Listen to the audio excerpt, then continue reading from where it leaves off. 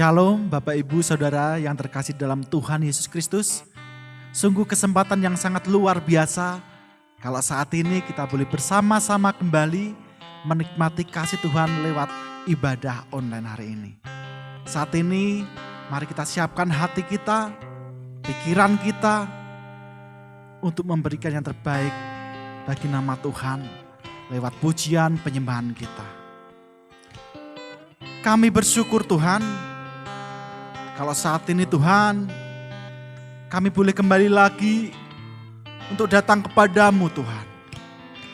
Kami mau siapkan hati kami, pikiran kami Tuhan, untuk menerima hadirat-Mu, untuk menerima hikmat-Mu Tuhan. Kerinduan kami Tuhan, kami boleh melayani-Mu, kami boleh memuji-Mu, kami boleh menyembah-Mu dengan segenap hati kami Tuhan. Terima kasih Yesus, kami rindukan hadirat-Mu Tuhan saat ini hadir untuk setiap kami, baik kami yang di tempat ini maupun kami dimanapun berada Tuhan.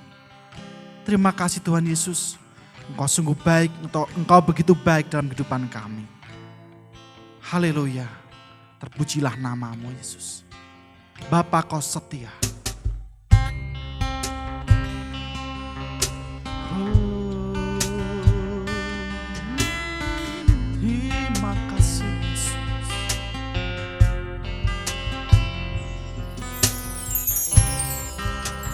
Kami bersyukur Tuhan, memuji-Mu.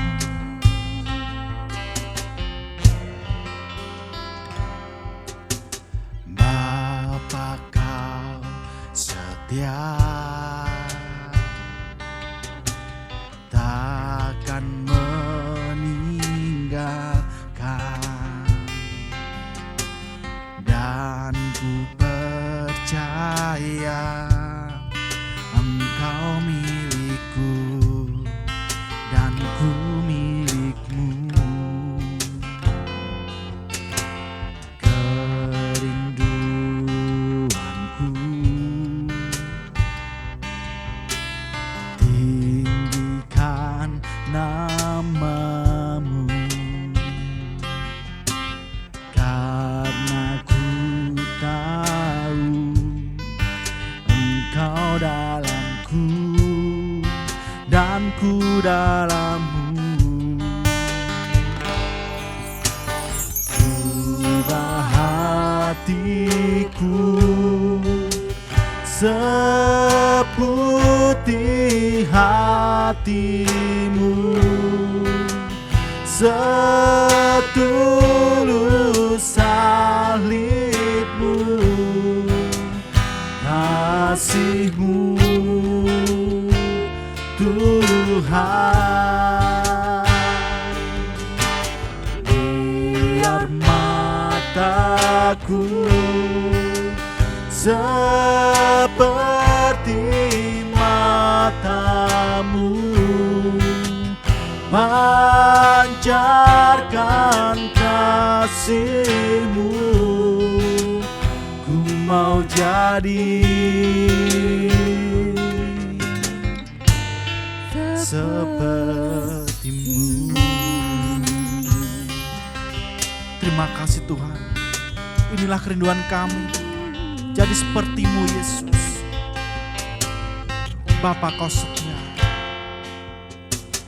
Bapa Kau setia, takkan meninggalkan,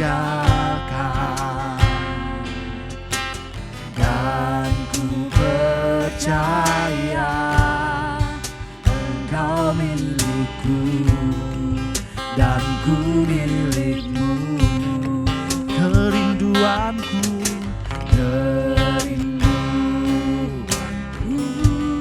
tinggikan nama-Mu, tinggikan nama-Mu, karena ku tahu Engkau dalamku dan ku dalam-Mu. Ubah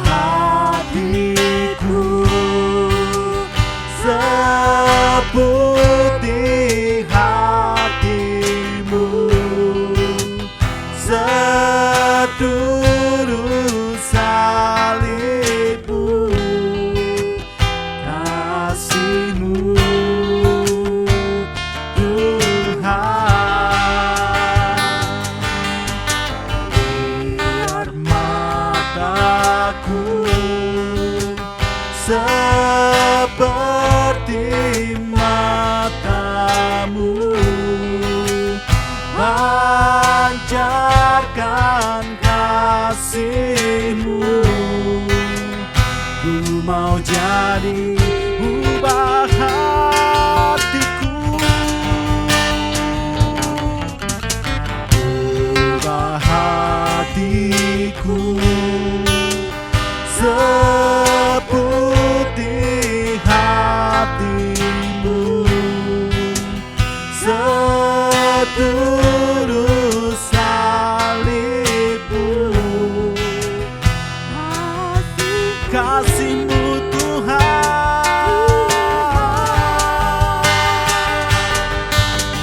Biar mataku seperti mata-Mu, pancarkan kasih-Mu. Ku mau jadi ubah hatiku, ubah hatiku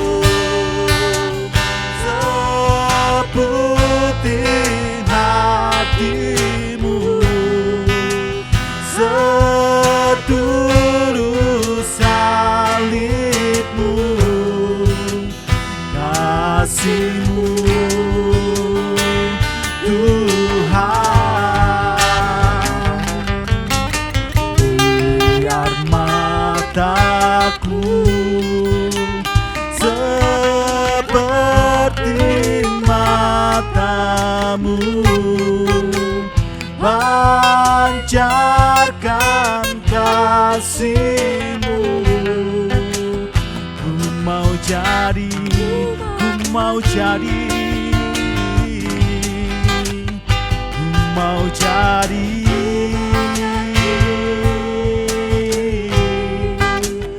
ku mau jadi seperti-Mu.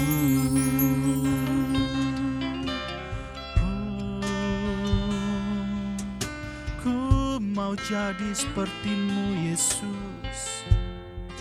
Kami bersyukur, kerinduan kami jadi seperti-Mu, mengiring-Mu Yesus. Ini hidup kami, ini hati kami Tuhan. Kau yang layak disembah, layak dipuji, layak dimuliakan nama-Mu Yesus. Haleluya. Kami mau menikmati hadirat-Mu Tuhan. Engkau melihat setiap hati kami Tuhan, yang rindu datang kepadamu Yesus. Kau curahkan hadirat-Mu Tuhan. Ubahkan hati kami, ubahkan hidup kami Yesus Tuhan. Rindu kami menyenangkan-Mu. Haleluya. Hadirat-Mu, hadirat-Mu. Kami perlu Kau, kami perlu Kau Tuhan.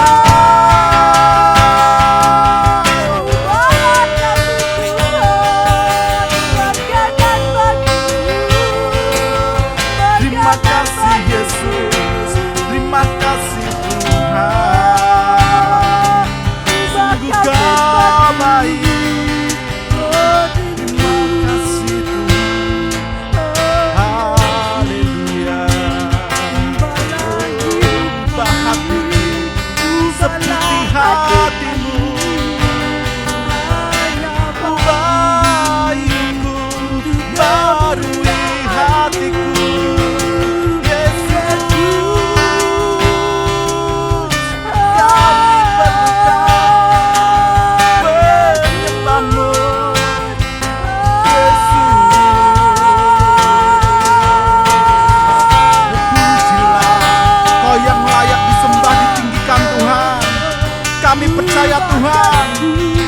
kami menyembah dengan segenap hati Tuhan. Maka hadirat-Mu boleh memulihkan atas setiap umat-Mu Tuhan. Hadirat-Mu boleh menyembuhkan bagi setiap orang yang sakit Tuhan. Kami percaya di dalam Engkau Tuhan ada pemulihan. Haleluya. Terima kasih Tuhan, sungguh Kau baik Yesus.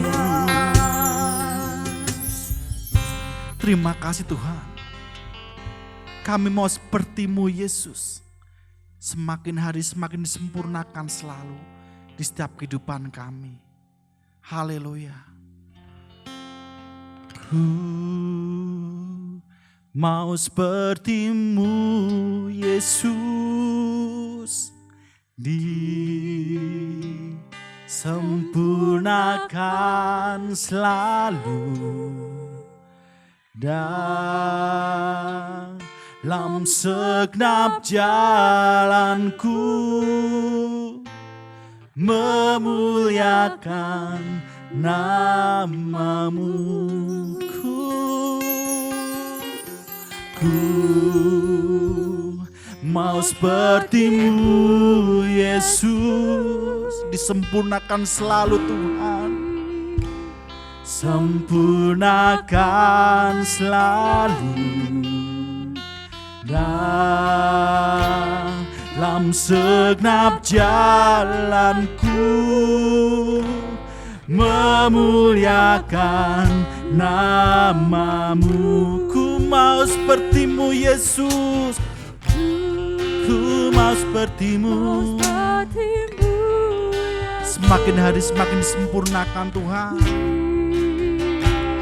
Sempurnakan selalu dalam segenap jalanku, memuliakan nama. Ku mau seperti-Mu, ku mau seperti-Mu Yesus,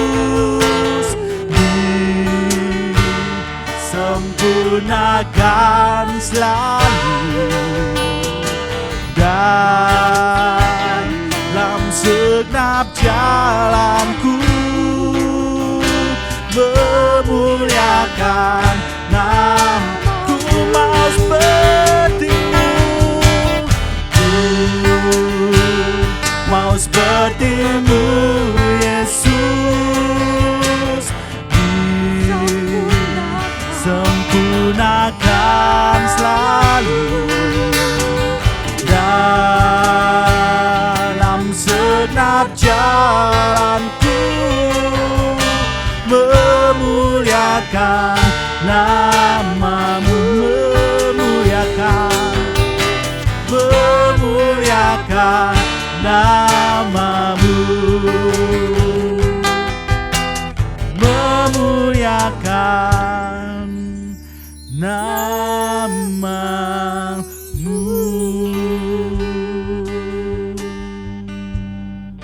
Haleluya.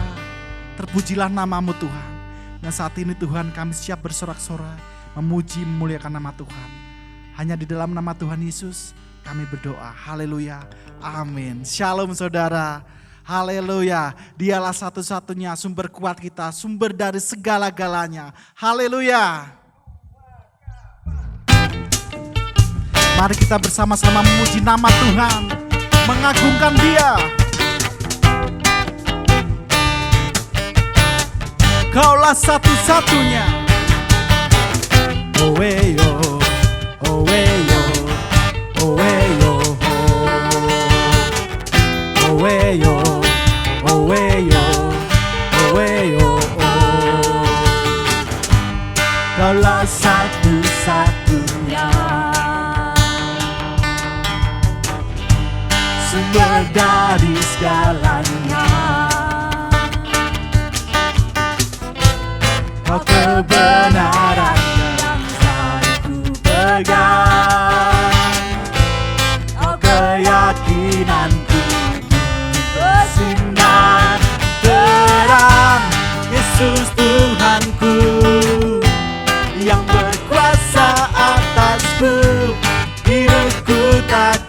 sama. Ku tahu sungguh anugerah-Mu bagiku, hidupku takkan sama.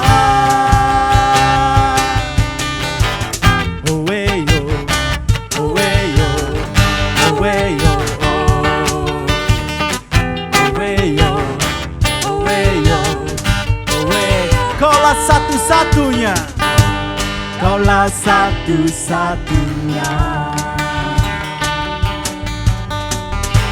sumber dari segalanya. Kau kebenaran yang selalu ku pegang, Kau keyakinanku, oh sinar terang. Yesus Tuhanku yang berkuasa atasku, hidupku takkan sama. Ku tahu sungguh anugerah-Mu bagiku, hidupku takkan. Yesus Tuhanku, Yesus Tuhanku yang berkuasa atasku, hidupku takkan sama. Ku tahu sungguh anugerah-Mu bagiku, hidupku takkan sama. Haleluya. Dialah segalanya, sumber dari segala-galanya.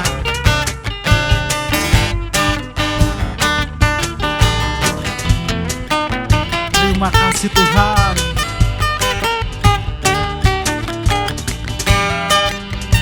Kaulah alasan Tuhan untuk kami hidup.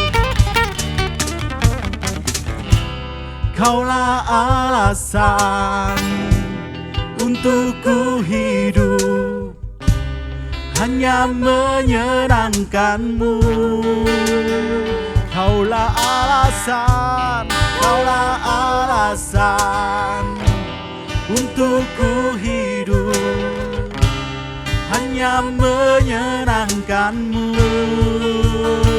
Kaulah alasan, Kaulah alasan untuk ku hidup, hanya menyenangkan-Mu. Kaulah alasan untuk ku hidup, hanya menyenangkan-Mu. Haleluya. Yesus Tuhanku yang berkuasa atasku, hidupku takkan sama.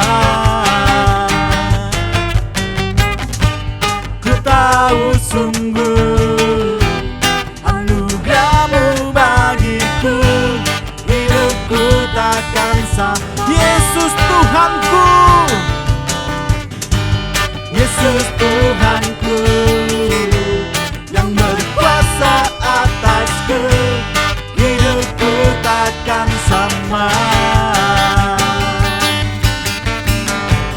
Ku tahu sungguh anugerah-Mu bagiku, hidupku takkan sama.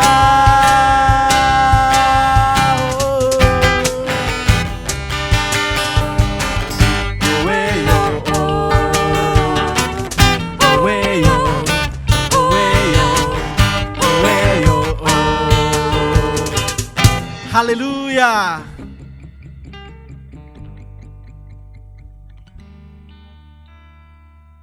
Sungguh kami tahu Tuhan, kami tidak dapat melakukan yang benar tanpa-Mu. Kami mau hidup di dalam kebenaran-Mu, seluruh kebenaran-Mu Tuhan. Biarlah kami hidup bagi-Mu, hidup kami hanya mencari Engkau.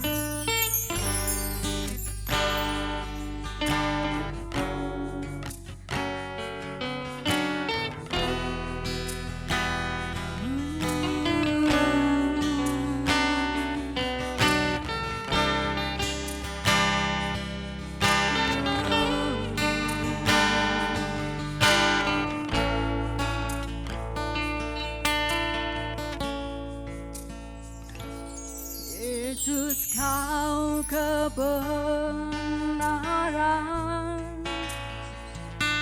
yang menyelamatkanku. Kau memberikanku hidup dan pengharapan.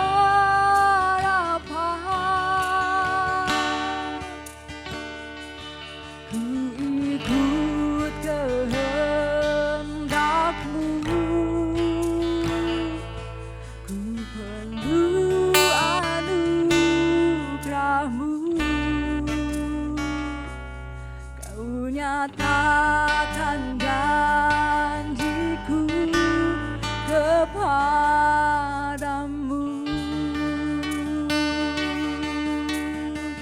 Kalau ku hidup Tuhan, ku hidup bagi-Mu, hatiku tetap menyembah-Mu. Dunia tak bisa menjauhkanku dari kasih-Mu.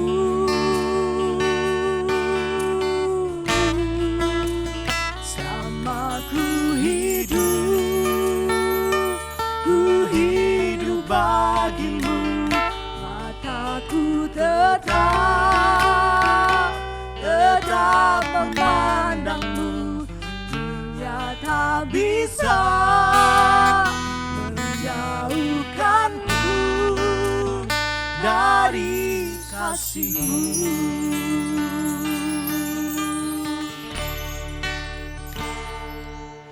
Yesus, Kau kebenaran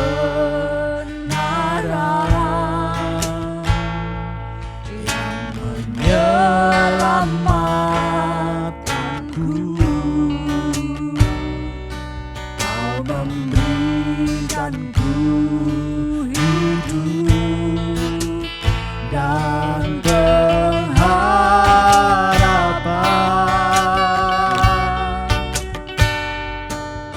Ku ikut kehendak-Mu, ku perlu anugerah-Mu.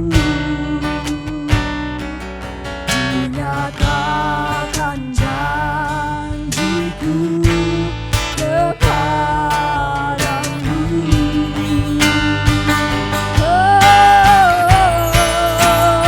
Kalau ku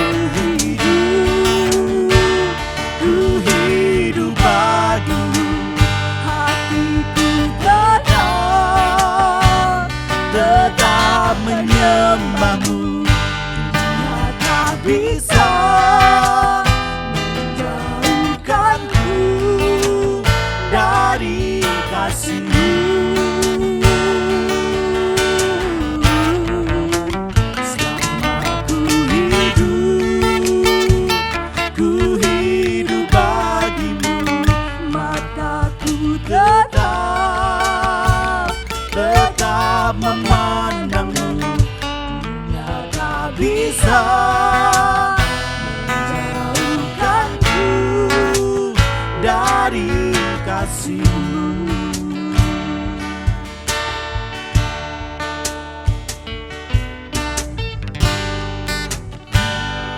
Tuhan yang baik, bagaimana kami dapat menjauh dari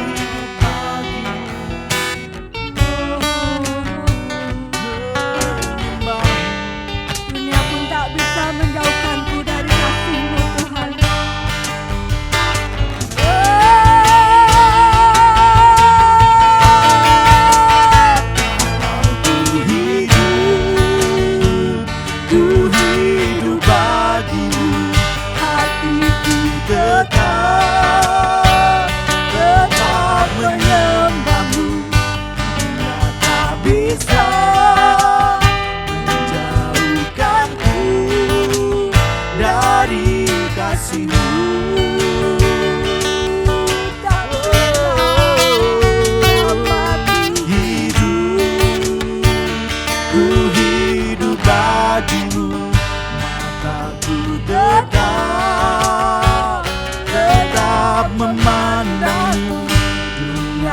tak bisa menjauhkanku dari kasih-Mu.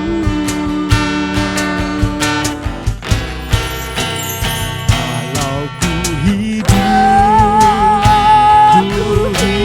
bagi-Mu, hatiku tetap menyembah-Mu. Dunia tak bisa menjauhkanku dari kasih-Mu. Selama ku hidup bagi-Mu, mataku tetap memandang-Mu. Dunia tak bisa menjauhkanku dari kasih-Mu.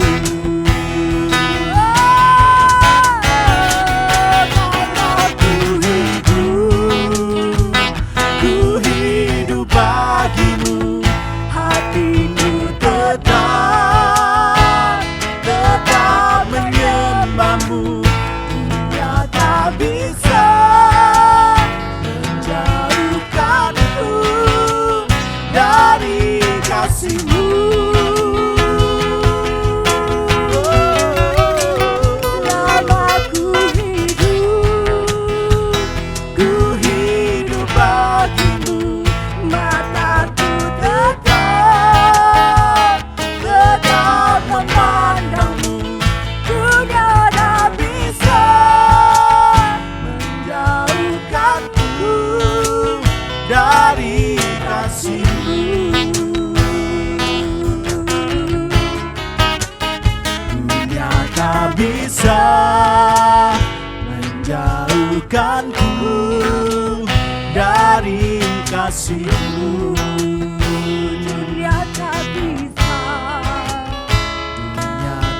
bisa menjauhkanku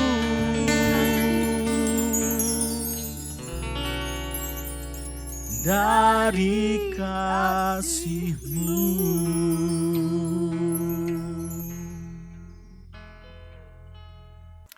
Shalom Bapak Ibu pasti heran ya. Kali ini ibadah menyampaikan firman dengan pola yang berbeda. Ini hanya variasi aja. Ya, anak-anak musik kepingin ini musiknya berbeda secara akustik. Dan minta saya juga cara menyampaikan firman-Nya juga berbeda. Nanti ke depan kita juga akan mencari lokasi tempat-tempat wisata yang menarik ya untuk menyampaikan kebenaran firman. Nah, sebelum Bapak Ibu protes, ya saya kasih tahu dulu. Pada waktu Tuhan Yesus menyampaikan ajaran, ya ajaran yang terkenal dengan khotbah di atas bukit di Matius pasal 5, 6 dan 7 itu juga di atas bukit. Ya, duduk dengan pemandangan yang bagus. Tuhan Yesus juga menyampaikan firman di atas perahu. Jadi itu variasi aja. Yang penting adalah kebenarannya. Nah, itu yang terpenting. Jadi kebenaran firman disampaikan itu benar. Ada dasarnya yang tidak bertentangan dengan Alkitab. Itu yang terpenting ya. Jadi kali ini agak berbeda. Ya, semoga ini membuat suasana menjadi agak berbeda ya. Tapi kebenaran yang saya sampaikan ini tentunya berdasarkan Alkitab. Nah, tentunya sebelum kita membicarakan tentang kebenaran firman yang akan saya bagikan pada kesempatan kali ini, kita tentunya mengawali dengan doa terlebih dulu. Mari kita berdoa. Bapa Surgawi, terima kasih untuk waktu yang indah. Terima kasih untuk kekuatan, kesehatan, sehingga kami boleh ada sebagaimana kami ada. Kami sadar itu semua karena kasih setia Tuhan yang tidak pernah sekali-kali meninggalkan kami. Kami sehat, kami bahagia, kami sukacita, kami damai. Kami sadar itu semua karena kasih setia Tuhan di dalam kehidupan kami yang sekali-kali tidak pernah meninggalkan kami. Walaupun sering kami terbawa oleh suasana hati, pikiran, perasaan, dan kehendak kami, tetapi Tuhan tidak pernah sekali-kali meninggalkan kami. Kali ini Tuhan, di dalam ibadah online, kami mau menyampaikan kebenaran firman yang tentunya sesuai dengan dasar yang sudah Tuhan ajarkan lewat Alkitab. Oleh sebab itu kami mau membuka hati untuk menerima kebenaran firman-Mu dengan sukacita. Dan biarlah Roh Kudus menolong setiap kami, sehingga kebenaran firman yang kami terima bukan hanya kami tahu, tapi kami pahami. Dan tolong untuk kami bisa melakukan dengan kekuatan dan pengurapan Roh Kudus. Kami bisa menjadi pelaku firman, bukan hanya menjadi pendengar firman. Oleh sebab itu ya Tuhan, berfirmanlah, sebab kami siap untuk menerimanya dengan sukacita di dalam nama Tuhan Yesus. Amin. Bapak Ibu, kali ini tema khotbah adalah transformasi. Ya, transformasi atau pembaruan, perubahan dalam paradigma. Paradigma itu adalah kerangka berpikir. Ya, minggu yang lalu saya sudah menyampaikan kebenaran tentang new normal. Kehidupan orang percaya ini normalnya adalah hidup baru.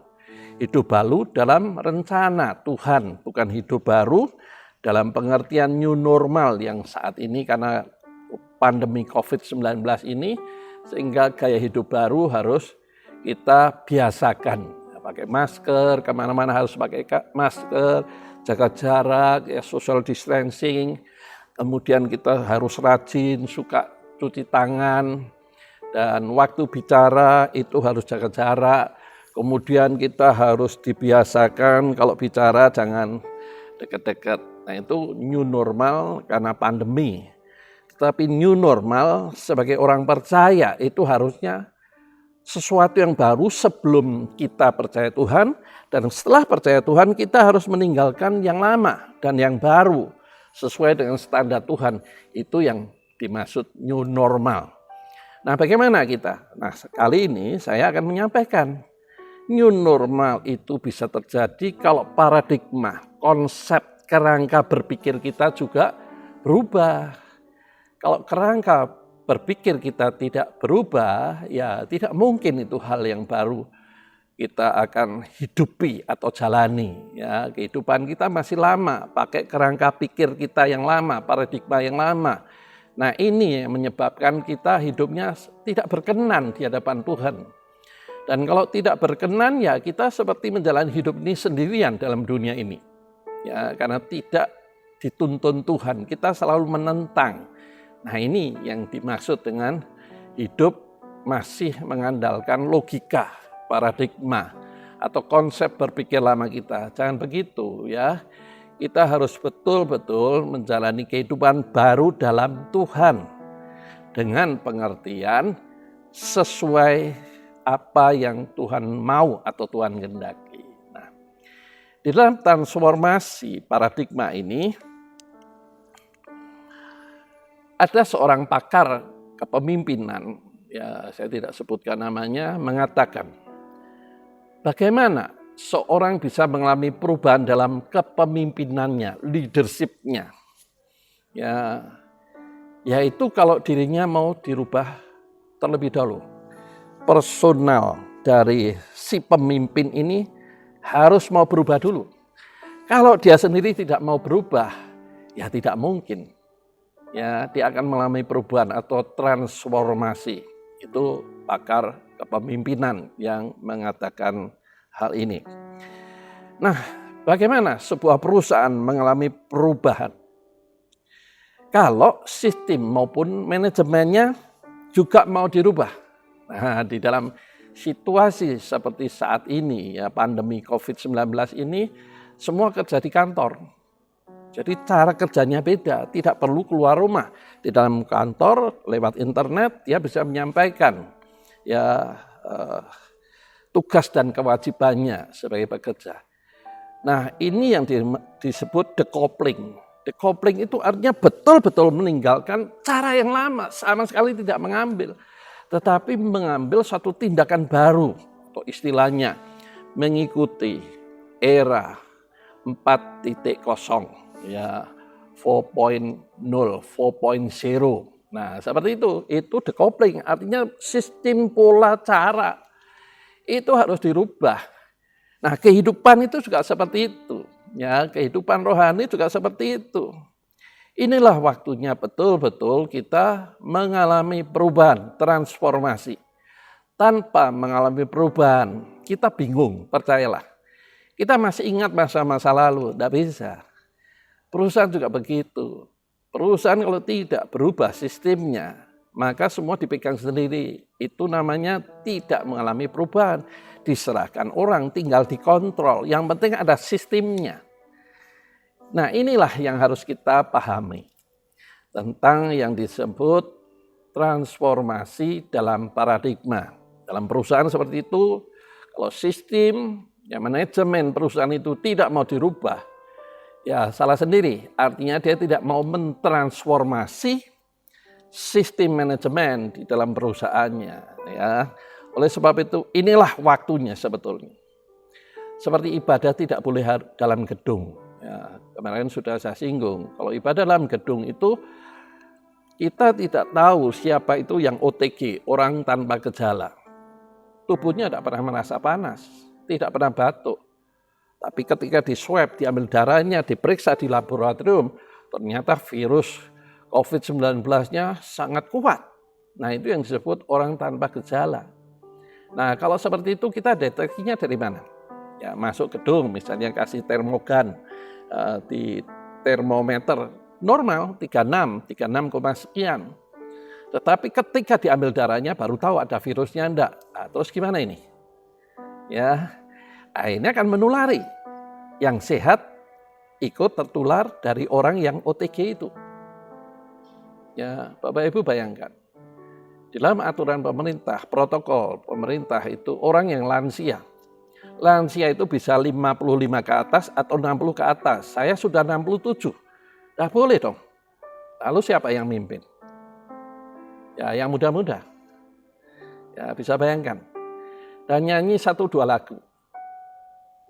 Setelah itu khotbah 20 menit, maksimal 25 menit. Setelah itu pengumuman dan selesai. Kira-kira model ibadah seperti itu menarik enggak? Dengan pola ibadah yang sering kita lakukan selama ini 1,5 sampai 2 jam. Bosan kan? Ya, kalau bosan tidak datang. Kalau tidak datang, gereja tutup lagi. Nah, ini yang dimaksud perubahan paradigma cara berpikir kita ibadah ini seperti apa harus betul-betul kita rubah. Saya banyak mendengar mereka yang lansia, kapan ibadah sudah 4 bulan, kami kangen. Nah, justru mereka yang tanya itu sebetulnya tidak boleh datang. Terus gimana? Nah, berarti kan pola ibadahnya dirubah. Pola untuk mengerti hati Tuhan berubah. Bisa lewat teks yang saya kirim tiap hari itu, bisa lewat online. Kalau daerahnya itu sinyalnya bagus. Tapi kalau daerahnya sinyalnya jelek ya susah, putus-putus itu memang. Jadi kita melakukan pelayanan menyampaikan isi hati Tuhan lewat 2 cara, tertulis dan lewat media online. Ya. Jadi inilah waktunya berubah. Paradigma berubah, cara berpikir berubah, gaya hidup berubah. Ya, melihat masa depan juga harus berubah. Karena semua berubah. Nah, sekarang kita belajar. Hal pertama yang diubahkan adalah paradigma, kerangka berpikir atau falsafah hidup. Kalau mau dirubah paradigmanya terlebih dahulu, baru akan terjadi atau nampak perubahan dalam tindakan dan perbuatannya. Jadi paradigma itu, kerangka berpikir itu yang harus dirubah terlebih dahulu. Ya, bukan renovasi, tapi perubahan, transformasi.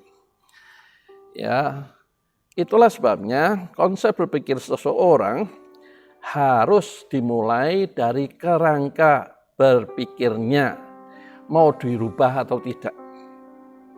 Kalau tidak mau berubah, tidak mau dirubah, ya dia tidak akan mengalami kehidupan baru atau new normal itu tidak akan dia alami. Karena kerangka berpikirnya tidak mau berubah. atau paradigmanya tidak mau berubah. Nah, susah kan? Ya, kebiasaan itu dimulai dari kebiasaan. Ya, biasa tidak cuci tangan, sekarang cuci tangan.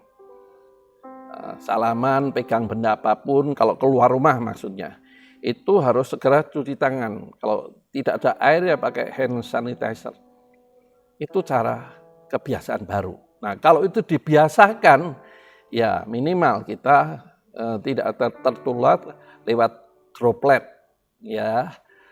Tetapi kita harus tahu dalam kehidupan rohani itu sebetulnya Tuhan sudah ngomong sejak zaman dahulu. Kalau kita mau mengalami kehidupan baru yang Tuhan rencanakan yang indah luar biasa, kita harus mau berubah cara berpikirnya. Ya, mengenal Tuhan itu bukan hanya tahu, tapi mengalami dan mengenal isi hatinya. Lewat apa? Mengenal hatinya itu Tuhan lewat isi hatinya dikatakan sudah ditulis dalam Alkitab. Jadi Alkitab itu isinya komplit tentang kehidupan manusia. Ya, tentang kehidupan selama dalam dunia, bagaimana menjalaninya, dan di dalam kekekalan seperti apa ditulis semua dalam Alkitab. Cara mendidik anak juga ditulis dalam kitab Amsal, itu jelas. Bagaimana hubungan suami istri ditulis juga dengan jelas. Ya, banyak ayat, tapi ayat yang populer adalah Efesus pasal 5. Itu jelas sekali bagaimana peranan seorang wanita, bagaimana peranan seorang suami dalam keluarga.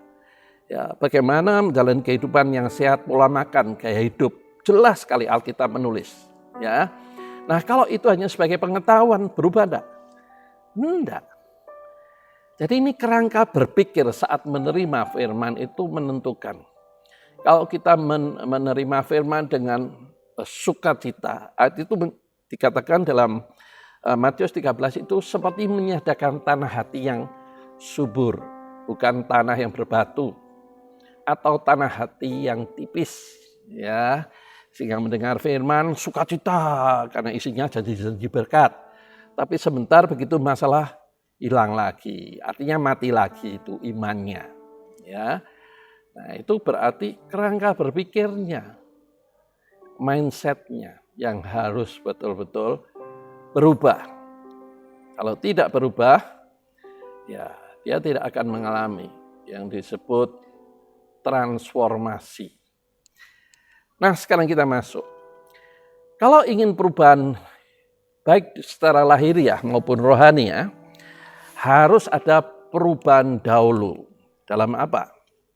Dalam mindset itu, kerangka berpikirnya.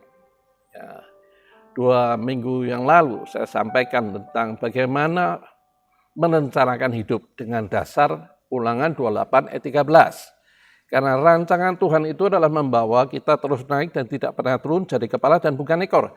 Tetapi hebatnya hal itu dikatakan Tuhan diperkuat di dalam perjanjian baru, ditulis dalam 2 Korintus pasal 3.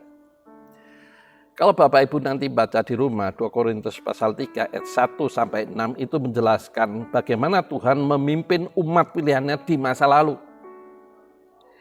Tetapi di masa sekarang, Tuhan itu memimpin umatnya itu lewat Roh Kudus yang mengajar, membimbing, dan memberitahukan hal-hal yang akan datang. Berarti Roh Kudus di dalam diri kita. Bagaimana kepekaan kita untuk mengerti isi hati Roh Kudus atau isi hati Tuhan? Baca Alkitab. Karena Alkitab itu ilham Roh Kudus. Jadi kalau kita menghargai, mengimani, mengiyakan apa yang ditulis dalam Alkitab, itu artinya kita mengiyakan kata Tuhan. Nah, itu ditulis ayat 7-nya. Tidak demikian di masa sekarang. Tuntunan Tuhan itu dari dalam. Nah, menuntun terus dan puncaknya ditulis dalam 2 Korintus 3 ayat 18 yang berkata demikian. Dan kita semua mencerminkan kemuliaan Tuhan dengan muka yang tidak terselubung. Nah, ini digambarkan kalau dulu Musa pada waktu berbicara dengan Tuhan 40 hari 40 malam di atas bukit itu turun wajahnya bersinar. Sehingga bangsa Israel silau. Musa harus pakai selubung menutupi wajahnya supaya bangsa Israel tidak silau melihat wajahnya bersinar. Nah, di zaman sekarang era kasih karunia di mana Roh Kudus ada di dalam diri kita. Kalau hidup kita ini dalam ketaatan dipimpin, maka kehidupan atau aura kehidupan Tuhan itu nampak. Nah, itu disebut kemuliaan Tuhan dengan muka yang tidak terselubung, nampak. Ya. Dan dalam hal ini, karena kita semua orang percaya ini memiliki sama Roh Kudus yang sama. Bagi orang yang memiliki ilmu gelap, ya ketemu kita, dia merasakan ada aura tersendiri yang menakutkan. Saya sering ketemu dengan orang-orang demikian, ya sehingga tidak berani tatap muka, tapi menundukkan kepala. Nah itu karena ada aura kehidupan Kristusnya itu nampak.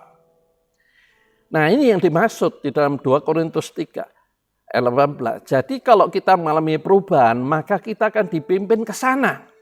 Di mana kemuliaan Tuhan itu makin nyata. Nah kemuliaan Tuhan makin nyata ini bukan dalam aura saja, tapi dalam sifat. Ya, tindakan perbuatan jadi berubah. Ya, itu ditulis dalam 2 Timotius 3 ayat 16 dan 17. Nah di dalam 2 Timotius 3 ayat 16-17 itu mengatakan kebenaran itu akan menuntun, memberitahu kamu hal yang tidak baik dan yang baik. Artinya kebenaran itu mengajar bagaimana menjalani kehidupan yang berkenan dan benar di hadapan Tuhan. Sehingga akhirnya tindakan perbuatan kita juga berubah. Ya. Jadi ini maksudnya kemuliaan yang tidak terselubung, yang makin hari makin nampak. Dan kemuliaan itu dikatakan dalam 2 Korintus 3:18 ini datangnya dari Tuhan yang adalah roh. Maka kita diubah menjadi serupa dengan gambarnya. Seperti apa itu? Sifat dan karakternya. Jadi tujuan transformasi di dalam paradigma adalah mindset, pola berpikir atau jiwa kita ini berubah. Ya, kalau jiwa kita ini berubah, maka nampak sifat Kristusnya, lemah lembut, sabar, penguasaan diri, penuh kasih, suka melakukan kebajikan, ya, setia. Itulah sifat-sifat Kristus yang ditulis dalam Galatia pasal 5 ayat 22 dan 23. Jadi itu gambarannya yang Tuhan rencanakan dan itu akan dinyatakan semakin besar. Jelas ditulis dalam 2 Korintus 3 ayat 18. Jadi betapa pentingnya mengalami perubahan paradigma, cara berpikir, kerangka berpikir kita ini. Ya. Dan itu Tuhan memimpin itu dari hal-hal yang lahiriah, juga dalam hal rohaniah. Ya. Demikian pula dalam Efesus pasal 4 ayat 22-23. Yaitu berbunyi demikian, yaitu bahwa kamu berhubung dengan kehidupan kamu yang dahulu harus menanggalkan manusia lama. Ini sama dengan 2 Korintus 5 ayat 17. Ya. Kehidupan lama itu yang menemui kebinasaannya oleh nafsunya yang menyesatkan. Jadi hidup lama itu dominan itu adalah nafsu dagingnya, nafsu akunya. Ya, itu yang akan membawa kebinasaan. Nah, sebagai orang percaya bisa enggak akhirnya binasa? Bisa, dalam arti bukan binasa mati. Ya, misalnya dalam Yohanes pasal 10 yang terkenal, yang disukai adalah Yohanes pasal 10 ayat B-nya. Tetapi dalam Yohanes pasal 10 ayat A-nya, Yohanes 10 ayat 10 A-nya itu mengatakan, iblis datang merusak dan membinasakan. Nah, membinasakan apanya? Membinasakan imannya, pengharapannya. Dan akhirnya menghancurkan. Orang percaya bisa enggak? Imannya makin merosot, pengharapannya makin luntur? Bisa. Nah itu iblis sedang mempengaruhi. Dari mana? Kerangka berpikirnya, mindsetnya, tidak lagi percaya firman, meragukan, bimbang. Sehingga Tuhan Yesus mengatakan dalam Lukas 18 ayat 8 mengatakan, ketika aku datang kali yang kedua, masih adakah iman di bumi? Jadi iman itu mulai mengalami kemerosotan. Dan akhirnya mulai meragukan firman. Sedangkan firman sendiri itu kan bersifat kekal, ya. Sudah saya sampaikan 2 minggu yang lalu, ya. Bagaimana merencanakan hidup, ya, udah saya sampaikan. Ya. Oleh sebab itu betapa pentingnya kita ini merubah kerangka berpikir. Kalau kerangka berpikir kita tidak dirubah, akibatnya apa? Meragukan firman. Tidak percaya lagi, ragu-ragu. Itu artinya iman kita sedang dibinasakan pelan-pelan oleh si iblis. Karena tidak percaya firman. Apa buktinya? Saya tidak percaya firman, Pak. Nah, misalnya Anda menentang apa yang saya sampaikan ini, buktinya tidak melakukan. Kalau tidak melakukan itu namanya tidak percaya, meragukan itu namanya. Jadi, kalau kita ini tidak merubah kerangka berpikir, kemungkinan seperti itu sangat besar akan terjadi. Dan akhirnya iman kita mengalami kemerosotan, akhirnya binasa. Tidak lagi punya iman. Tidak punya lagi pengharapan, tidak punya lagi antusias, entheos. Kehidupan Kristus di dalam diri kita ini mulai merosot.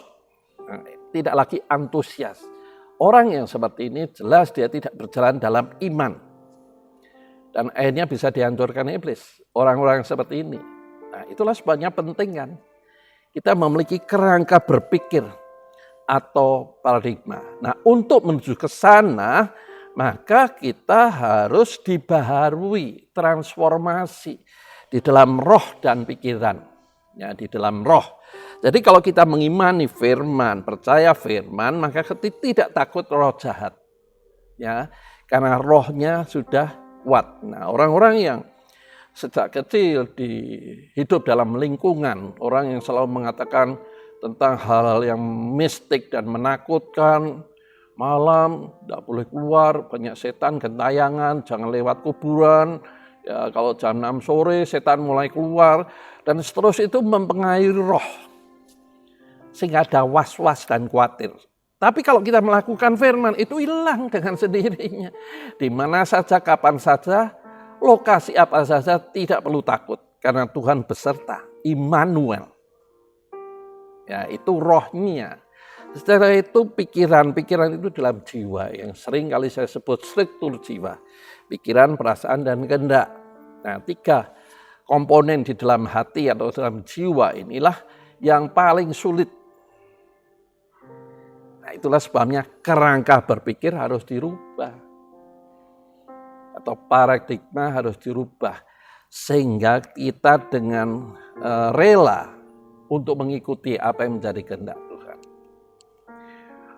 Nah, bagaimana hidup dalam Kristus? Ya, 2 Korintus 2:14 mengatakan, barang siapa ada di dalam Kristus, maka dia akan selalu menang. Menang mengatasi masalah, bukan kalah dengan masalah. Menang di dalam segala teror, karena percaya Tuhan selalu beserta, tidak takut santet, tidak takut segala ilmu kegelapan. Nah, Tuhan kota benteng perlindungan kita. Ya. Jadi bagaimana kita bisa menang menghadapi semuanya itu kalau hidup dalam Kristus. Nah, pengertian hidup dalam Kristus adalah yang pertama, kita harus ingat Yohanes 14 ayat 6 yang berkata demikian, akulah jalan, kebenaran, dan hidup. Jadi Tuhan mengatakan, akulah jalan, I'm the way, bukan I have the way. Tuhan mengatakan bukan aku punya teori, tapi akulah jalan. Solusi itu hanya lewat iman kepadaku atau hidup dalamku. Bukan aku punya teori. Tuhan tidak mengatakan begitu. Akulah jalan. Ya. Dan kebenaran. Bagaimana hidup benar berkenan di hadapan Tuhan itu lewat iman pada Tuhan Yesus. Jadi aksesnya pertama kali harus iman dulu. Setelah berjalan dalam tuntunan bimbingan Tuhan Gembala Agung yang kemarin saya sampaikan ya di dalam judul khotbah New Normal itu, Tuhan kan Gembala Agung kita. Ikuti aja tuntunannya, firman-Nya, dan menanggalkan keakuan. Nah, Nah, sekarang saya mempertajam lagi tentang apa yang menghalangi kerangka berpikir kita yang disebut paradigma. Nah, kalau kita betul mau hidup dalam Tuhan, maka percayalah Tuhanlah satu-satunya jalan. Dan Tuhan bukan punya jalan, Tuhan satu-satunya jalan. Ya, sebab banyak orang ini kalau menggunakan kerangka berpikir lamanya, mindsetnya, atau paradigmanya, selalu teringat ya peribahasa dunia yang mengatakan ada banyak jalan menuju ke Roma. Nah, dengan cara berpikir itu dipikir juga jalan ke surga, hidup diberkati Tuhan itu ya banyak cara. Nah, itu yang salah itu di situ. Satu-satunya jalan untuk menerima keselamatan hanya lewat iman kepada Tuhan Yesus. Saya tidak mengajarkan Anda ya hal-hal yang aneh-aneh karena tertulis dengan jelas di dalam Yohanes 14 ayat 6. Akulah jalan dan kebenaran, hidup benar. Tuhan adalah kebenaran yang menjelma jadi manusia, jadi firman.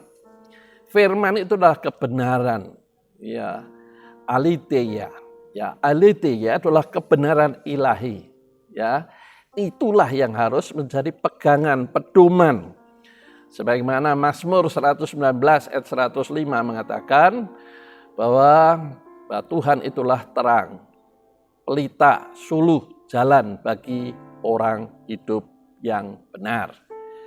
Jadi bagaimana ke sana? Kerangka berpikir harus dirubah. Maka kita akan mengalami hidup yang berkelimpahan secara lahiriah maupun secara rohani. Jadi percaya kepada Tuhan Yesus itu hidupnya harus selalu di jalan kebenaran. Kalau kita tidak mau berjalan di jalan kebenaran, maka kita tidak akan mengalami kehidupan sesuai dengan perjanjiannya atau yang Tuhan janjikan. Karena Tuhan janjikan hanya di jalan yang benar itu. Di luar itu tidak ada. Ya, di luar dari itu tidak ada. Atau Tuhan tidak akan menyatakan perjanjiannya. Sampai sejauh mana kita menghidupi kebenaran. Ya, ini menentukan hidup dalam kelimpahan, dalam kemuliaannya yang semakin besar atau tidak. Tadi dalam 2 Korintus 3 ayat 18 itu dalam kemuliaan yang semakin besar. Artinya kan ada peningkatan. Sama seperti yang saya sampaikan 2 minggu yang lalu lewat Ulangan 28 ayat 13. Ya, sama juga yang ditulis dalam Amsal 4 ayat 18. Ya, bersinar terus sampai rembang tengah hari pun bersinar. Ya, penafsiran ini bukan dangkal atau sangat manusia, tidak ya, karena ada ayat pendukungnya. Di dalam Mazmur 92 ayat 15 yang mengatakan sampai masa tua pun tetap berbuah. Artinya hidup orang percaya ini kalau hidup dalam jalan yang benar, itu akan dibawa dari kemuliaan kepada kemuliaan yang lebih besar sampai tua. Jadi yang penting apa? Kerangka berpikir yang harus dirubah, itu disebut paradigma, itu harus berubah. Kalau tidak, kemuliaannya tidak akan dialami. Tidak, percayalah. Ya. Selanjutnya, proses mengalami perubahan atau transformasi. Prosesnya seperti apa? Yang pertama, akan mendapatkan pewahyuan atau revelation. Pewahyuan itu langkah awal. Bagaimana kita bisa mendapatkan pewahyuan? Seorang mengalami transformasi kalau dia mendapatkan pewahyuan. Nah, dari mana pewahyuan itu muncul? Kebenaran firman. Kebenaran firman itu tersurat, artinya tertulis. Tetapi bagaimana bisa melihat yang tertulis itu menjadi tersirat? Yang disebut logos menjadi rema. Ya, seringkali dikutip seperti itu. Itu artinya firman yang tersurat itu menjadi tersirat. Itu kan pewahyuan, revelation. Pewahyuan, kalau tidak aksaranya mati. Bagaimana aksara yang mati itu menjadi hidup? Kalau kita antusias, haus dan lapar. Seperti rusa yang merindukan air. Nah, di situ Tuhan baru memberikan pewahyuan, revelation. Nah, pewahyuan itulah yang membuat kita tahu, oh begini toh cara hidup, oh begini toh Tuhan yang mau. Jadi diawali dengan pewahyuan, baru kita akan mengalami perjalanan menuju transformasi atau perubahan total. Ya. Nah, caranya bagaimana? Berbalik. Kerangka berpikir lama, buang. Ya, decoupling itu tadi. Tidak boleh menggunakan cara berpikir lama lagi. Harus sesuatu yang baru, new normal di dalam Kristus itu seperti apa? Decoupling, betul-betul tidak melakukan sedikit pun masa lalu kita. Tapi betul-betul hidup baru. Itu artinya ada kemauan berbalik. Nah, berbalik itu adalah berbicara tentang metanoia. Metanoia itu bukan berhenti, tidak memikirkan masa lalu, tidak. Metanoia itu berbalik 180 derajat. Total dari menghadap ke belakang atau berhenti, tapi berbalik dan menuju ke masa depan. Masa depan apa? Yang Tuhan rencanakan. Masa depan yang indah, yang mulia, yang tidak pernah terpikirkan. Itu yang Tuhan sediakan bagi kita. Luar biasa kan? Nah, dari mana Pak caranya? Paradigma.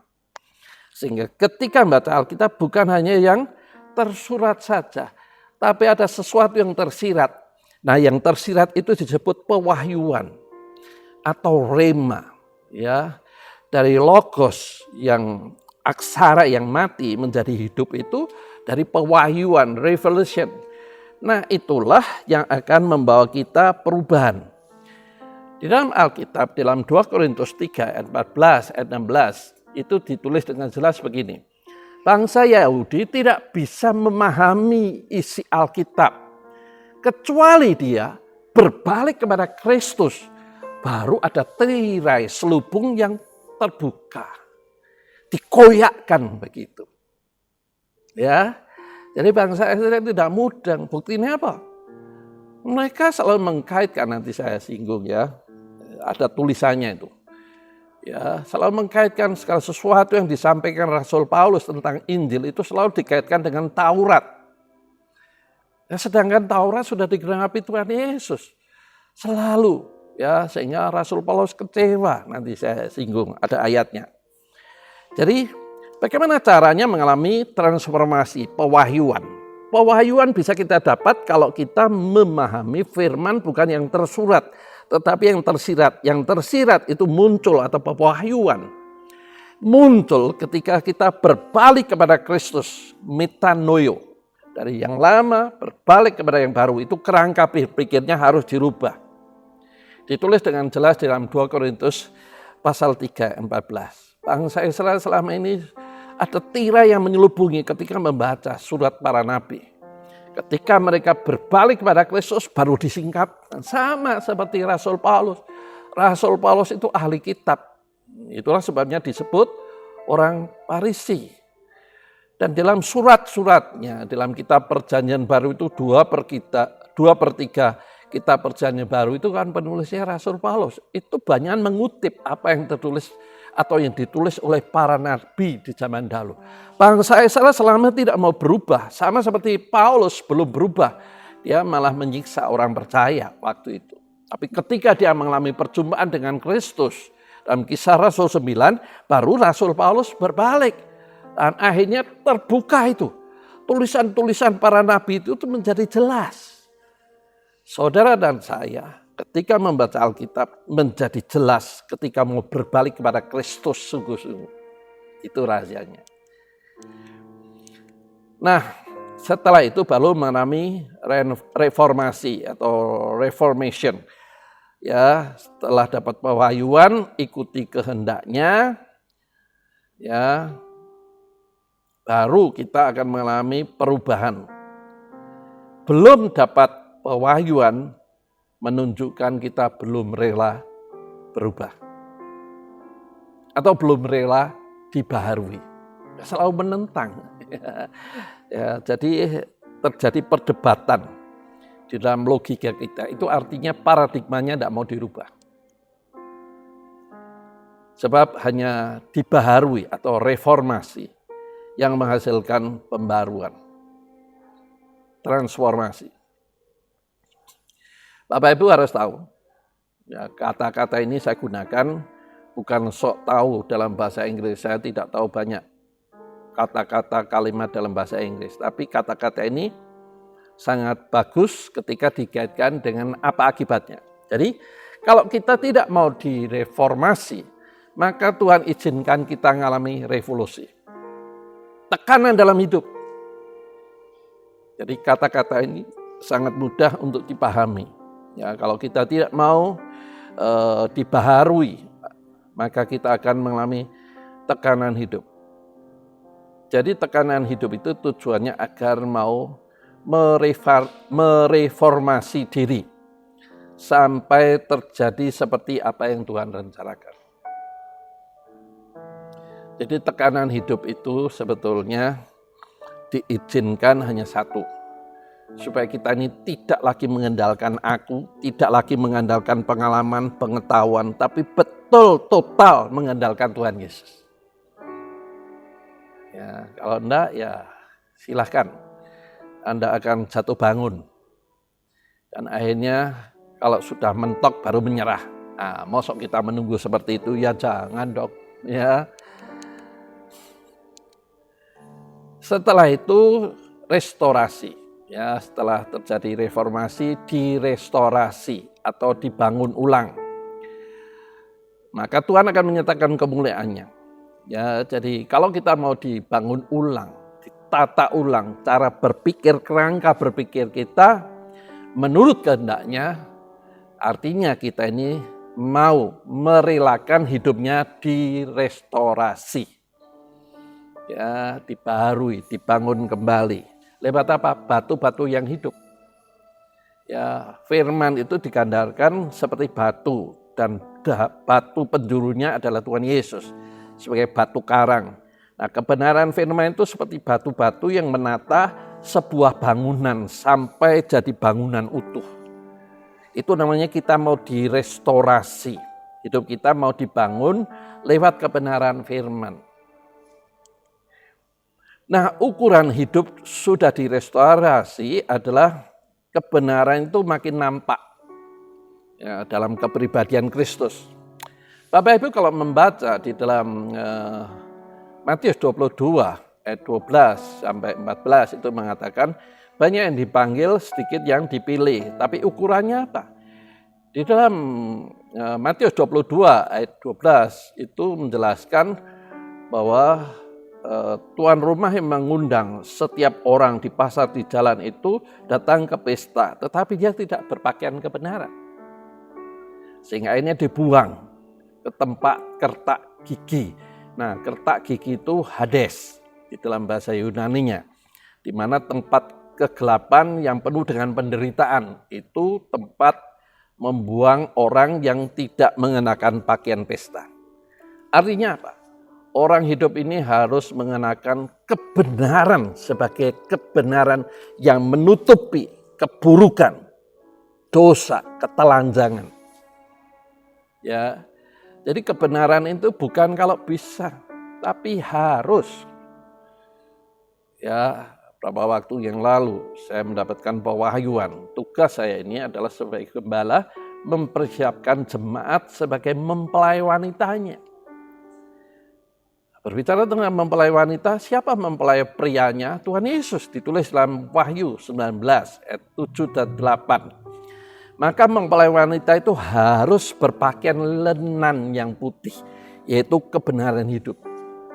Jadi sebagai orang percaya, kalau tidak mengenakan kebenaran, dia tidak layak menjadi mempelai prianya.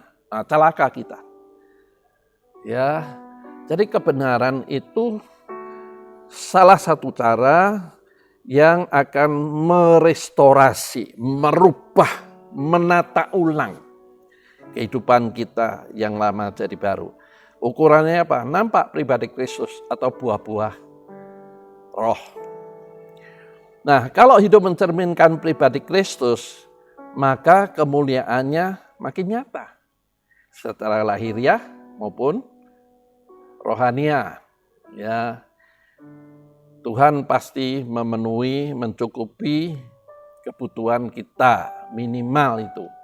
Cukup Nah, tetapi kalau kita ini memiliki pribadi yang memandang hidup dalam dunia ini sementara, jadi tidak terikat dengan hal-hal di dunia, pasti Tuhan akan mempercayai lebih lagi. Kenapa? Ketika dipercaya hal yang lebih besar, misalnya kekayaan bangsa-bangsa. Ya, kalau Bapak Ibu melihat Alkitab, kitab para nabi itu sudah menulis di dalam Yesaya pasal 60 ayat 1 sampai 5. Itu hendaklah kamu menjadi terang, terangmu akan muncul. Artinya kita harus memberitakan Injil. Memberitakan Injil kan butuh dana juga. Maka ayat 5-nya mengatakan kekayaan bangsa-bangsa diberikan kepadamu kalau engkau mau menjadi terang. Artinya hidupnya bukan hanya cukup, tapi berkelimpahan. Jelas itu ditulis dalam Yesaya 60 ayat 1 sampai 5. Ya. Dan ada ayat-ayat yang lain tentunya. Nah, ini belum waktunya saya menyampaikan hal ini. Jadi hidup kelimpahan ini jangan kita ambil secomot dan tidak tahu fungsinya. Kekayaan bangsa-bangsa itu pasti diberikan, tetapi fungsinya apa? Untuk memuaskan keinginan hati kita? Beli apa-apa? Semua barang yang branded, merek-merek terkenal?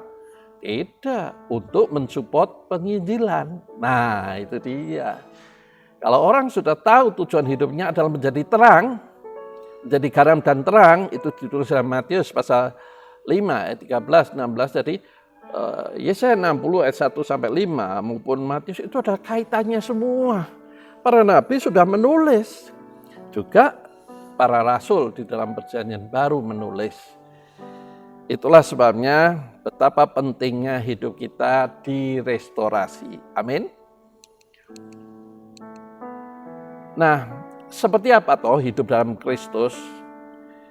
Hidup dalam Kristus ini bukan sekedar datang ke gereja, mendengar firman, atau sudah terlibat dalam pelayanan.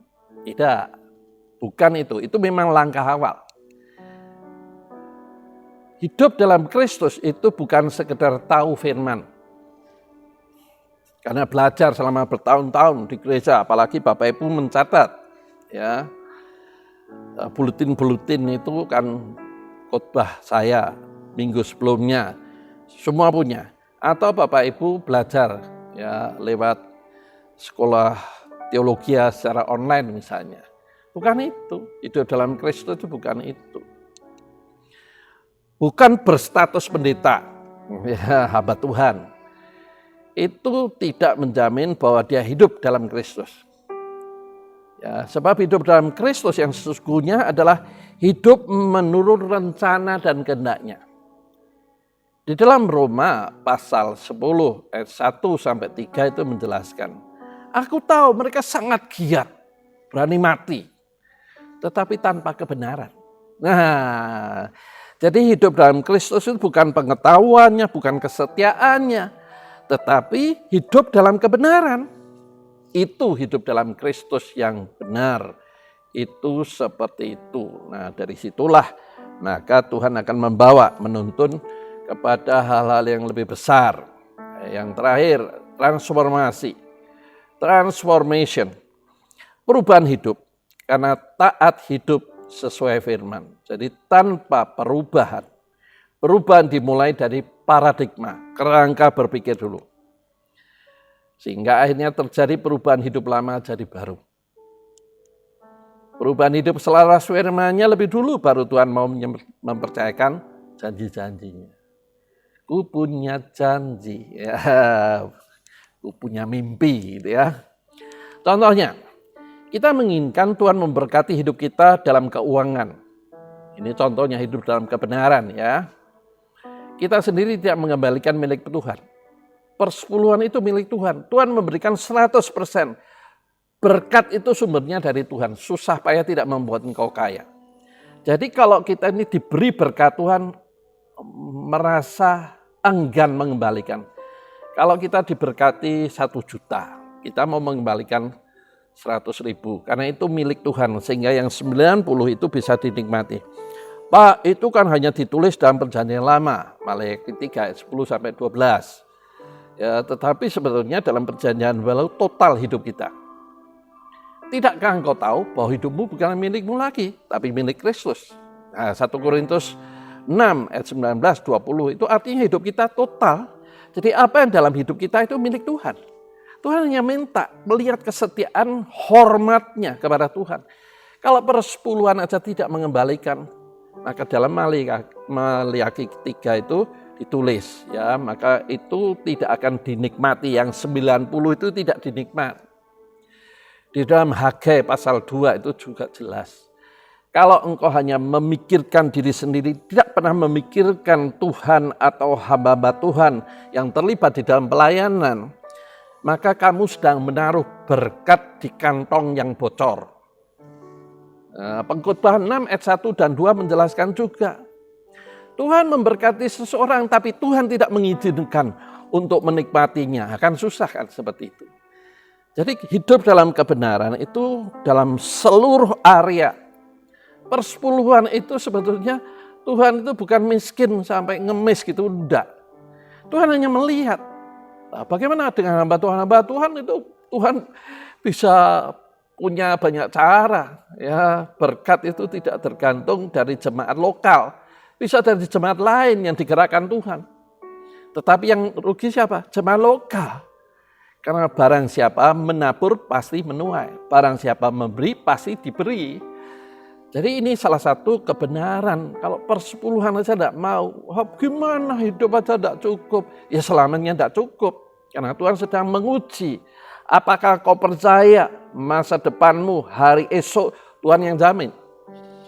Kalau percaya pasti dong. Ya, dengan sukacita. Ya, mengembalikan kalau 100.000 tenang aja. Kalau 1 juta mengembalikan persepuluhan tenang aja. Tapi kalau untungnya itu 1 miliar, berarti mengembalikan kan 100 juta.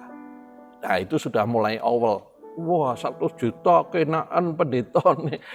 Nah pendeta ini dalam organisasi itu juga menuntut untuk mengembalikan persepuluhan dari setiap apa yang diterima jemaat.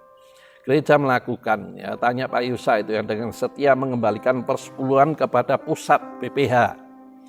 Ya jadi itulah yang disebut kerjasama seutuhnya untuk membangun apa yang menjadi kehendak Allah.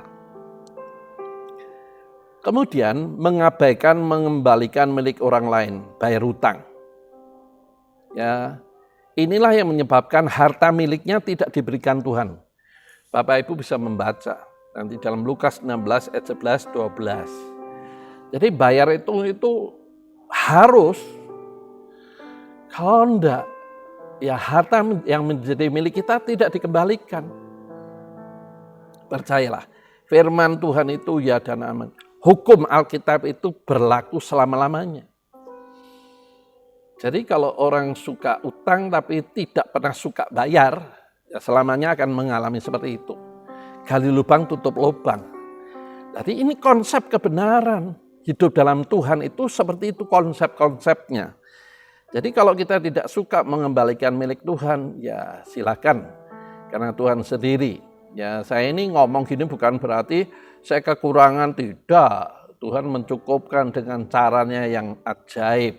Ya, saya ngomong ini adalah untuk kepentingan Bapak Ibu sendiri. Kemudian, misalnya saya sebagai anggota sebuah organisasi, saya menuntut, dalam masa pandemi ini gimana? Kok tidak pernah memikirkan kami pendeta kecil di desa? Nah, gimana kewajibanmu? Ya, jadi organisasi dituntut untuk memperhatikan kelemahan, tapi kewajiban kepada organisasi tidak pernah dilakukan. Tidak seimbang dong. Ya, sama. Tuhan ingin memberkati hidupnya, tapi hak milik Tuhan pun merasa sayang untuk diberikan.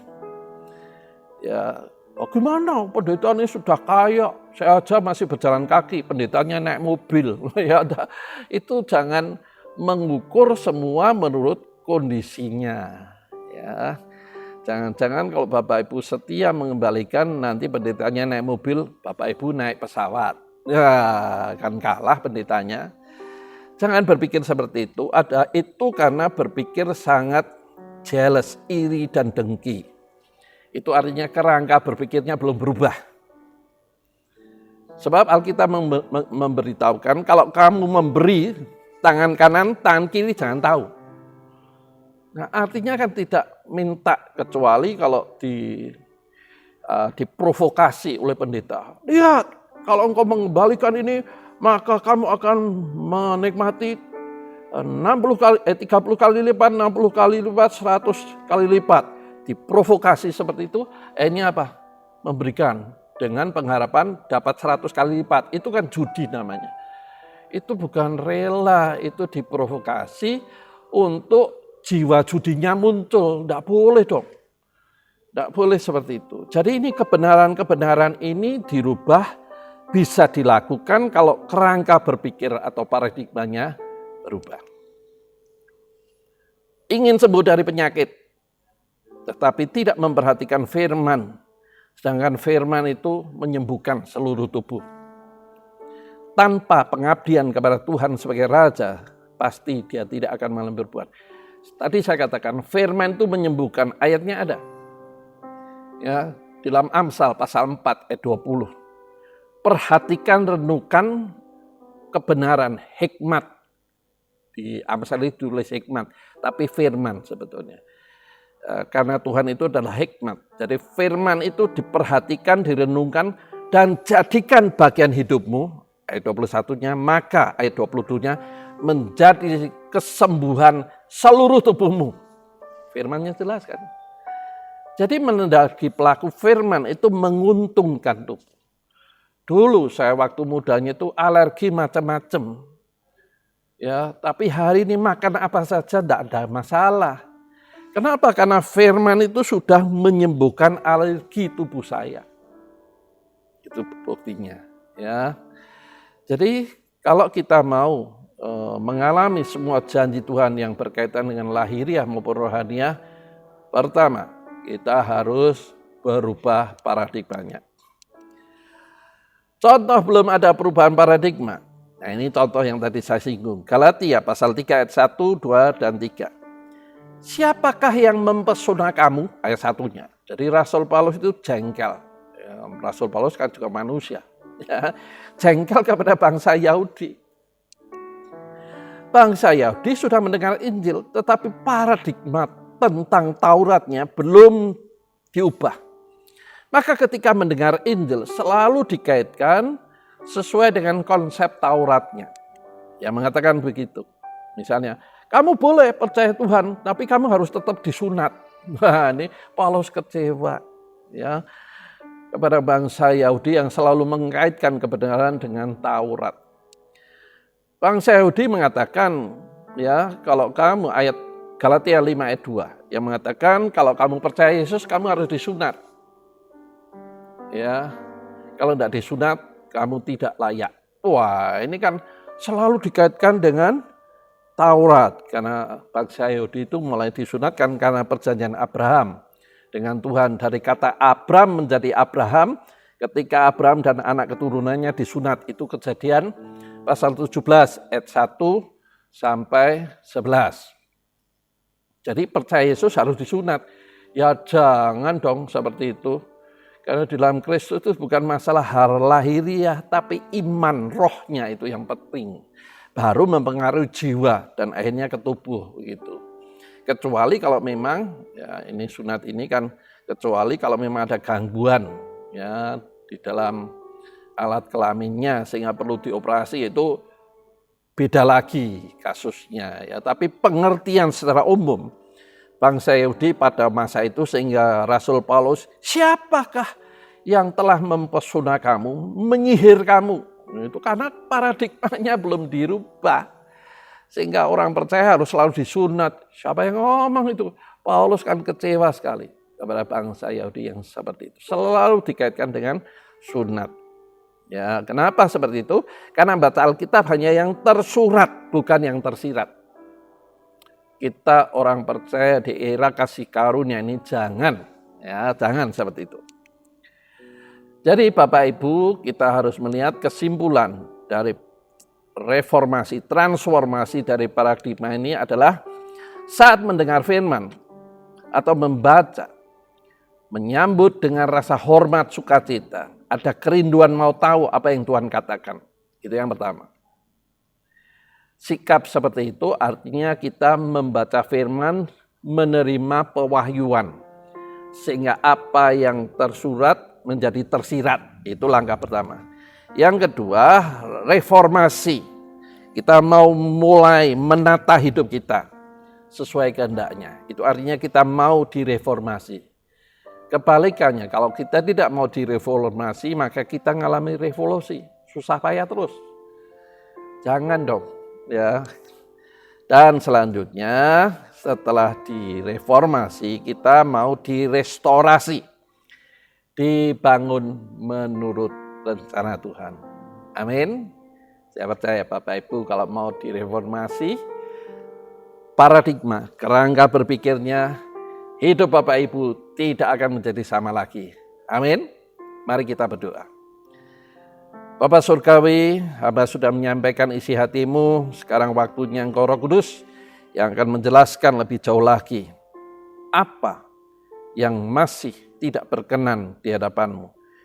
Bila mereka boleh terbuka dengan hati yang terbuka untuk disinari kebenaran firman-Mu, sehingga akhirnya jemaat boleh mengalami perubahan hidup yang Tuhan rencanakan. Dan akhirnya jemaat-Mu boleh mengalami hidup dalam kemuliaan yang semakin meningkat. Sebagaimana firman-Mu mengatakan. Yalah kuasa Roh Kudus yang menolong, hamba-Mu sudah berhenti berbicara, tapi Roh Kudus akan berbicara lebih jauh. Dalam nama Tuhan Yesus, hamba mengucap syukur dan pohonkan doa sebaik ini. Amin. Bapak Ibu, mari kita menaikkan pujian ini bersama, yaitu hidupku bukannya aku lagi.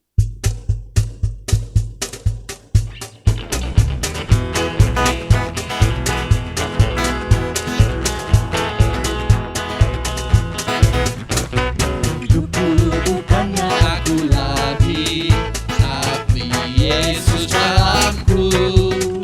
Hidupku bukannya aku lagi, tapi Yesus dalamku. Yesus hidup, Yesus hidup dalamku. Hidupku bukannya aku lagi, tapi Yesus dalamku. Hidupku bukannya aku lagi, tapi Yesus dalamku. Hidupku bukannya aku lagi, tapi Yesus dalamku. Yesus hidup, Yesus hidup dalamku. Hidupku bukannya aku lagi, tapi Yesus dalamku. Tapi Yesus dalamku, tapi Yesus dalamku. Yesus hidup, Yesus hidup dalamku. Hidupku bukannya aku lagi, tapi Yesus dalamku. Katakan dengan lembut, Yesus hidup, Yesus hidup dalamku. Hidupku bukannya aku lagi, tapi Yesus dalamku.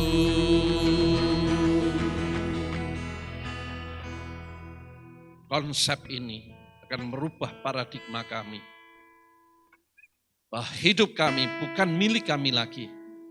Sebab Yesus sudah membayar lunas di kayu salib.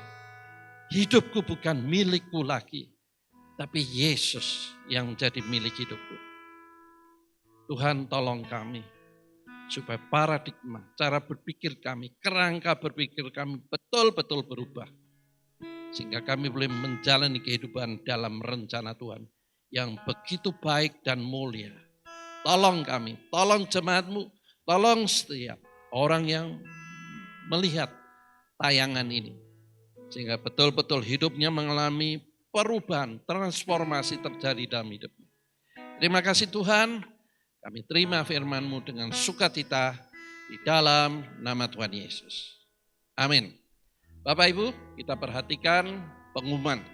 Setelah ini baru kita akan menerima berkat Tuhan. Amin. Pengumuman minggu ini adalah sebagai berikut. Pada masa siaga COVID-19, mari saudara tetap menjaga kesehatan. Kita terus membangun kehidupan rohani secara pribadi maupun bersama keluarga di rumah masing-masing. Tetaplah berdoa untuk keluarga, gereja, kota, bangsa, dan negara kita. Meskipun ibadah kita laksanakan secara online, mari tetap memberikan persembahan seperti ketika kita beribadah setiap minggu di gereja. Persembahan dapat diserahkan kepada bendahara gereja, Bapak Yusak Hartono, melalui rekening atau dimasukkan ke kotak persembahan yang ada di gereja. Gereja buka setiap hari pukul 10 pagi sampai 3 sore. Demikian pengumuman minggu ini, Tuhan Yesus memberkati. Baik, mari Bapak Ibu angkat hatimu, buka hatimu, dan angkat tangan untuk menerima berkat Tuhan. Ya. Tuhan berkati jemaat-Mu yang mengikuti ibadah online, baik jemaat yang Kau percayakan untuk hamba gembalakan maupun siapa saja yang mengikuti ibadah online, menerima firman dengan sukacita, membuat komitmen dalam hatinya untuk mau berubah dengan mengubah kerangka berpikirnya. Ialah berkat juga diterima mereka. Sehingga akhirnya mereka boleh memiliki kehidupan yang baru, penuh antusias. Karena Tuhan yang menuntun pasti kepada masa depan yang penuh pengharapan. Sekarang jemaat Tuhan, terimalah berkat dalam nama Allah Bapa, Allah Anak, Allah Roh Kudus yang akan menuntun hidupmu kepada rencana Tuhan. Terimalah berkat ini dengan sukacita di dalam nama Tuhan Yesus. Setiap kita yang percaya katakan, amin. Tuhan memberkati, sampai ketemu lagi. Sungguh anugerah-Mu bagiku, hidupku takkan sama.